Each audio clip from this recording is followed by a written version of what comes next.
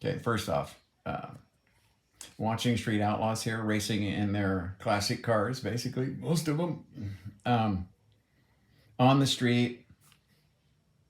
This is more entertaining and more fun to watch than the last 3 seasons of NHRA. I haven't watched it. I think I might watch the finals of Top Fuel Funny Car and the rails as we call them. Uh, yeah, not enjoying it. This lots of fun. This is the problem here is professional racers are normally have their shit together. They're not base. Not all the time. It has happened in NHRA. There was one year where they actually tried starting rivalries, and they thought that that would boost the viewership because that's when it started really going down, and they thought they had to do something, and people sponsors started leaving because the numbers were bad, and yeah, I guess that they thought that would work. Here, there's always that guy, right? I'm gonna shove that right up his ass. I'm gonna beat him so bad he's gonna go home crying to his mama. And it's like, so that's sad, you know? There's ways of talking shit that you don't have to debase yourself to an animalistic state where it's woo woo woo woo woo woo. You know what I mean? You should be able to keep your humor and innuendo in your statements and still get your point across. You can say fuck as many times as you want, but when you start trying to debase the other guy's manhood because yours is bigger, then you probably shouldn't be racing your car. I like to race with smart people. There's probably been two people, two people in my life that I would lay over with in a corner where he was on top of me like that. Two people in my life.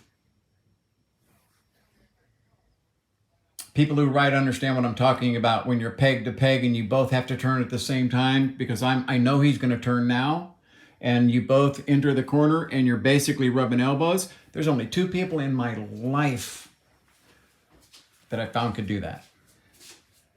Well, thank you, baby. My wife has to make my coffee because I'm so bad at it. Yeah, that's a rare thing. It really is. I like my racers intelligent because that's why I'm alive today. I know who to trust and who not to trust.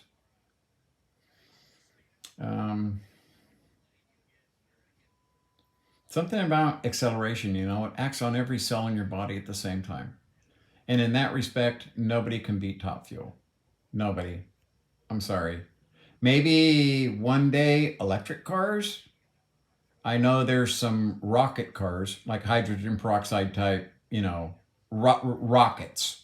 Okay, not jet engines, rockets that can accelerate as fast. But as far as brute acceleration, there's no way that you can, and I suggest that everyone go at least once to a live NHRA show because that's why you'd go. But television, listen to those guys nonstop like this, saying inane, commonly known subjects that they're trying to make the show after 50 years.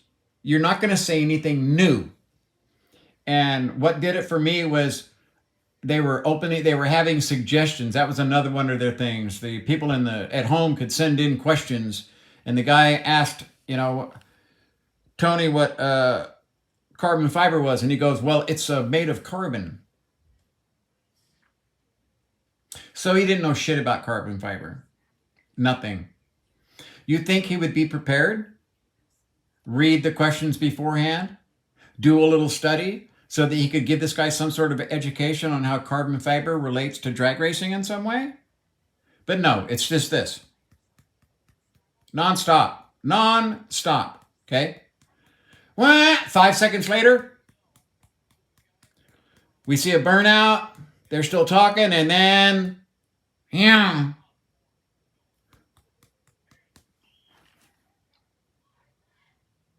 I don't know. I don't see, there's zero entertainment value for that for me. It's like football. What I do with football, I have a 30-second button. And when I see the guys down, I hit the 30-second button and the quarterback's underneath center ready to take the snap. That's how I watch football now.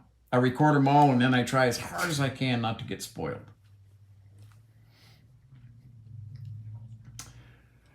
So I know I've talked about this numerous times. I don't know what the NHRA can do about this. Because this is fun. This is very entertaining watching. You don't know who's going to win. At least at this point, there's just a couple of those guys in the crowd right now. You know what I mean? Chuck Sightsinger used to be one of those guys when they first got started.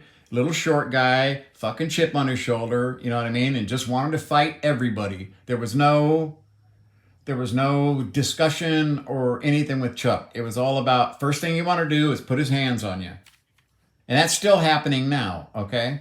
Especially when you got guys tackling old men onto the concrete. You shouldn't be. I would not get on a racetrack with you. I wouldn't play poker with you. You know what I mean?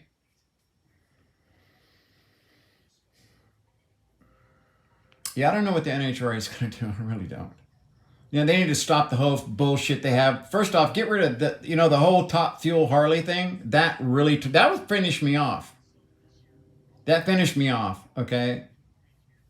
30 years on drag bikes told me one thing when that happened. That was for advertising purposes, so that they could say Harley Davidson as many times as they could. Okay.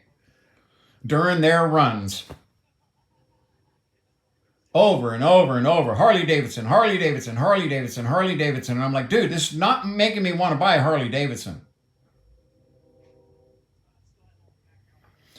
If you want Top Fuel Bike to come to America, then let Top Fuel Bike come to America. If it passes tech, then you let them run. Period. And you'll see an exciting show. Okay?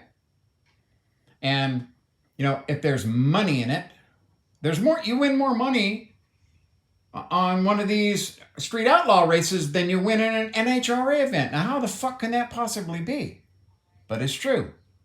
$15,000 for winning. Track owner needs his money. It all comes from sponsors. And that's why it's never a Chevy. It's a, whatever, Sears Auto Parts, Mac Tools, Chevy. The cars have names that are like 25 companies long. And then they're always breathless. You never get to sit and talk to them. You get literally a 15-second blurb, okay, in the pit, because they don't want to talk to you guys. They don't want to talk to you. It's obvious. They're sitting there in their door waiting for you to finish your shit so they can go back inside. It's obvious. They don't want to talk to you. And so you ask them an inane question that's been asked 1,000 times before. They give you the same inane answer, okay?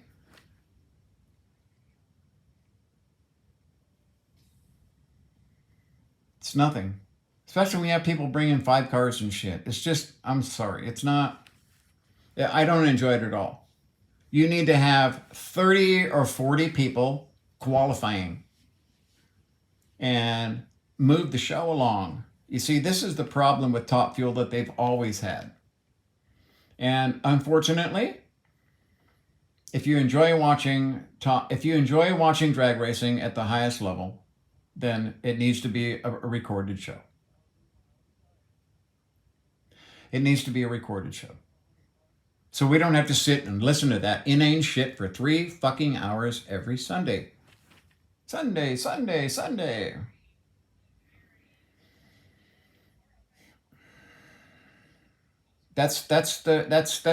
That is the only solution, I'm telling you. It has to be a pre-recorded show, and just, you might know, well, don't look. Just, when was the last time you heard who won Top Fuel at yesterday, Sunday on the news? I don't think you've ever heard that, right? So don't worry about it. You're not going to get spoiled unless you go looking for it. So I don't know. This is just way more fun for me. This is real people really racing. It's not about how fast you go. You know what I mean? If you got 2 guys, then both of them have a 7 horsepower mini bike and they're both racing, that's fun. Because I've done that myself. and a 7 horsepower mini bike side by side with another guy. That is fun, scary, hairy. The racing, as soon as the second car, they said, rolled off the assembly line, that's when the first race happened.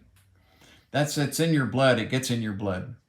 But when somebody like me doesn't watch the top show for drag racing on television, supposedly, and see, they went after these guys. NHRA went after these guys, threatened to take their licenses and shit. They were doing everything under safety standards. Just they didn't have the safety safari. That's one of my complaints here with Street Outlaws, is that I've seen some instances where help did not get there in a timely fashion.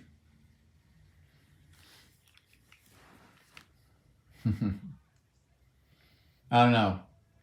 For me, this is drag racing entertainment. So I hope that they get their shit together and do something. They either need an X class. You notice they wanted to get rid of a group of cars, and basically, pro stock motorcycle. That is the the most boring thing in the world to watch. It's fun to ride the bike. I'll guarantee you that, because I've been on a 6-second bike. But it's no fun to watch other people race, especially on TV. Just not fun. So they tried to get rid of, pro stock bike and cars and just have Top Fuel. They should have done that, and it should be a pre-recorded show, and it should be 90 minutes long, maximum 2 hours. But see, they want to sell commercials. So they love having a 3-hour show that they can just commercials, 4-second run, commercials. It just doesn't work for me anymore. So I hope that they can do something this year.